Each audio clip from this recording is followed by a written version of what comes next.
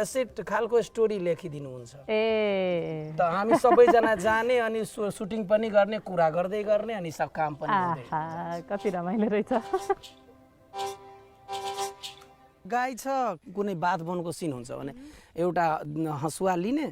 आएर यहीँ बसेर काट्दै जाने कुरा गर्दै जाने एउटा सिन पनि क्रिएट भयो अनि त्यसपछि यो घाँस गाई पनि खाइलिन्छ यसलाई बर्नी खर भन्छ यसलाई काटेर सुकाएर अनि यत्रो यत्रो बाँध्ने अनि यहाँ बटोर्ने ए बडार्ने कुच्चो के लाउनु भएको छ त यहाँ अहिले यहाँ भिन्डी छ अनि घिउरा के भन्छ घिउरा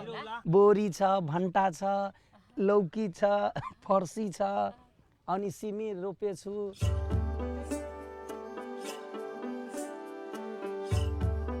एउटै घरमा हामी चारवटा आँगना बनाएको छौँ मतलब एउटै घरमा 4 जनाको घर भयो यो हेरायो मतलब अविनाश जस्तै अविनाश हो यसको घर भयो त्यो मेरो घर भयो त्यो आँगना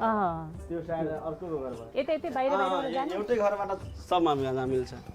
यसमा 6वटा गेट छ यो मनिषा यो अनिशा यो दुई चाहिँ पेन्टिङ बनाउँछ पेन्टिङ पनि बनाउँछ राम्रो चित्र बनाएको तपाईहरुले त अनि यो भयो एउटा आँगना यता हुनु ल यसबाट यो भयो अरू जनाको घर चेन्ज भयो जति जति माटोको कला मेरो छ अनि कोठीहरू बनाएको छु नि त्यो राख्ने त्यो मैले बनाएको छु चुलोहरू बनाएको छु मैले यो भित्र काम साम चलिरहेछ लौका बारीको हैन त बारीको हो अर्को आँगनामा जानु छ भएर यताबाट अर्को आँगनामा त्यस्तो बनाएको छु कि भिडियोमा हेर्नुहुन्छ लाग्छ कि कहाँको कुन गाउँको त्यस्तो लाग्छ 10 12 15वटा आँगना भइहाल्यो कहाँ हेरेर सिक्नु भयो कि त म मुम्बई बस्थेँ नि अनि त्यहाँ मुम्बईमा फिल्म सिटीहरूमा गएको थिएँ घुम्नलाई त्यहाँ गए हेर्छु त यार एउटै घरमा 4-4वटा घर छ गेट छ 2 तल्ले घरमा जानु छ सिडीबाट जान्छ त्यहाँ घरै छैन गेट मात्रै छ अनि यहाँ आए त दिमाग लाग्यो त्यस्तै गर्नुपर्छ हामीलाई पनि एउटै घरबाट 4-4वटा एउटै खर्चमा 2टा भइहाल्छ 4वटा भइहाल्छ मुम्बई कति बस्नुभयो म त 2012 देखि 18 सम्म म आबजाब जान्थे त्यहाँ बस्थे अनि सुरेश वाडेकर सिङ्गर चिन्नुहुन्छ उहाँको इन्स्टिट्युटमा क्लास पनि गरेँ म म्युजिक क्लास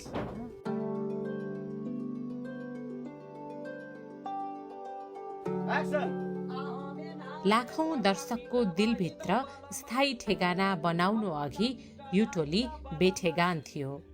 अरुण र इसिका बम्बईको संघर्षसँग गलेका थिए अविनाश पासपोर्टका पाना पल्टाउँदै थिए श्याम मलेसियामा कविता लेख्दै थिए अन्सा र मनसा हुर्किएको धनुषा धाम छेउैको मुसहर टोला त सायद नक्सामै थिएन मिथिला क्षेत्रका गाउँघरमा सानैदेखि देखेका संगीत नाटक र प्रहसनहरूले यी सबैका नसा नसामा कलाकारिता सल्बलाइदिएको थियो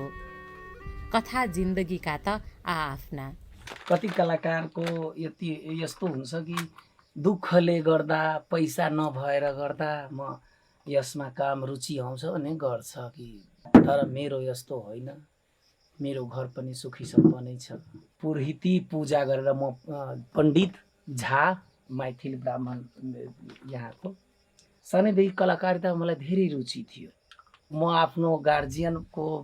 सहमति नजनाएर म त्यसलाई नभनेर किनभने मलाई सपोर्ट गर्दैन थियो पहिला पढ्नु लेख्नु आफ्नो जातिमा जुन काम हुन्छ त्यो काम गर्नु त्यस्तो थियो पण्डितै गर्नु भने पूजा पाठ गर्नु मेरो पढ्ने इच्छा थिएन जबरदस्ती मेरो ठुलो दाइले पठाइदिनु हो जनकपुरकै जनकपुर आएपछि मलाई त रुचि थियो कलाकारितामा अनि म रेडियो टुडे जोइन गरेको पढाइ पनि भइरहेको थियो अनि काम पनि भइरहेको थियो मलाई नै आएर भन्छ कि हमरा कलकतिया वाली के देख के छले त हम जखन बुझि जाइ छलिए मलाई थाहा हुन्थ्यो कि मलाई नै खोजिरहेछ भने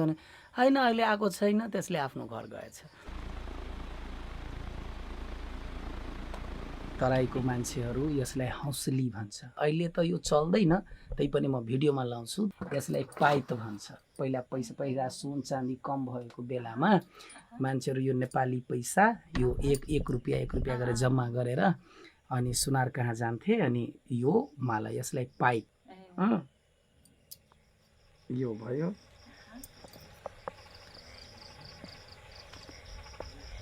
यता भाइ हाम्रो सानो भाइ ए यो पिपी नाम भयो यसको यो टिमकै मान्छे कलाकारिताको नाम ओरिजिनल नाम भयो यसको सञ्जय राउत अनि दुईटा क्यारेक्टर गर्छ यो पिपीको एउटा क्यारेक्टर गर्छ अनि एउटा बुढोको क्यारेक्टर गर्छ त्यो बुढोमा नाम छ यसको हागना अलि अजीब नाम हो हागना तर एकदम राम्रो बुढोमा पिपी भनेको बुझ्नुभयो त भाइ त्यो बजाउने सधैँ पिपी बजाउने आजको काम हो माथिबाट आउने जसको उमेर पुगेछ मृत्यु गरिदिने लिएर जाने त्यस्तो एउटा सिरियल भएर त्यसमा यमराजको रोल यही गरे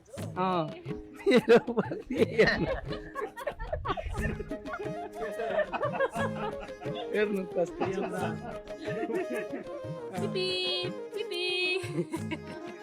तपाईँले चाहिँ यो सबै गर्न कसरी सिक्नुभयो नि अभिनय गर्न एउटा प्रोग्राममा गएको थियो हेर्न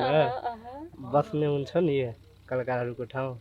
त्योमा गयो भेट्न गएको मैले भनेको म पनि काम गर्छु त मेरो नम्बर दियो तपाईँ के गर्दै हुनुहुन्थ्यो त त्यो बेला पहिला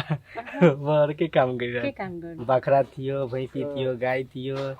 त्यसपछि यहाँ आयो त यहाँबाट मेरो लाइफ चेन्ज भइहाल्यो लाइफै चेन्ज भयो कसरी चेन्ज भयो नि जुन सपना थियो त्यो पुरा भइहाल्यो के सपना थियो कलाकार बन्न थियो कलाकार बन्यो अहिले त पिकिरहेको छु पहिला त मलाई धेरै मान्छेहरूले हेपिरहेको थियो जहाँ जान्छु त्यहाँ गाली गरिरहेको थियो हाइट छोट छ भने भन्टा बानीहरू सबै चिज भनिरहेको थियो मजाकहरू उडाउँथ्यो धेरै अब दबाईहरू खाएर त लामो ठुलो हाइट त हुँदैन घाँटीबाट खुट्टामा रति लगाएर त ठुलो हुँदैन दुःख लाग्थ्यो अब त कुनै ठाउँमा जान्छु त धेरै भिड भइहाल्छ हो हो किन नि फोटो खिचाउने भिडियो बनाउने अब मान्छेहरूले भन्छ राम्रो कुरा भन्छ त सुन्छु खराब भन्छ त म सुन्दिनँ एक्सन कनिका लग में रही कनिका रेख देख करे कता छिछियात रहै छै एकरा लग में हम रहबै हम रहबै त ई हमरो पागल क देते एकरा सामने में बम फोड़ देती ओकरा कुछ पता नहीं रहे कट ले फेर ले हाँ कही दे दुनू प्राणी कह चुप जा जानु पैसा भैया सुन्नु फेर काटि देऊ रोल नाम त एउटै अरुण यादव हो तर दाईको नाम मेरो दाईको नाम विजय हो दाई यति सपोर्ट गर्नुभयो नि अनि मैले भने किन म आफ्नो एक्लै नाम दाईको नाम पनि त्यसमा समावेश गरौँ अरुण विजय भने राखेँ म एउटा चिट गरेको छु म त स्कुलमा पैसा दिन पठाएँ मलाई 30,000 रुपियाँ त्यो पैसा अनि अरू पैसा मिलाएर अनि फिल्ममा एउटा प्रेमगदीमा फिल्म बन्दै थियो त्यसमा पैसा दिएँ अनि दुईटा गीत मलाई गाउन दियो त्यसमा त्यो आफैले पैसा दिएर फिल्ममा गीत गायो त एउटा गीत थियो बुझु नै बुझु प्रीत अहिंसा लगाउने छि मन के उमंग अपना छाती में दबाउने छि बुझु नै बुझु यो गीत त यो गीत रिलिज भएन पैसा गयो स्टार्टिङ त्यहीबाट भयो गीत अनि फेरि एउटा म एल्बम निकालेँ त्यतिखेर म 8 क्लासमा पढ्दै थिएँ 8 कक्षा पढ्दै एल्बम निकालिसके मेरो दाइ विदेश खट्नुहुन्थ्यो अनि दाइले नै पैसा दिनुभयो अनि मम्मी पनि गाई बेचेर के बेचेर हार्मोनियम किने साउन्ड किन्थे के मतलब म्युजिक सिक्नुको लागि त्यहाँ मुम्बईमा एउटा क्यासेट पनि बनाएँ म फेरि त जति गरे त्यो दाइले नै दिनुहुन्थ्यो पुरै भिडियो खर्च गरेँ 8वटा गीतको सुटिङ भएर तर खै दुर्भाग्यवश के भयो त्यो फुटेजै डिलिट भयो पुरै गीतैको फुटेज डिलिट भयो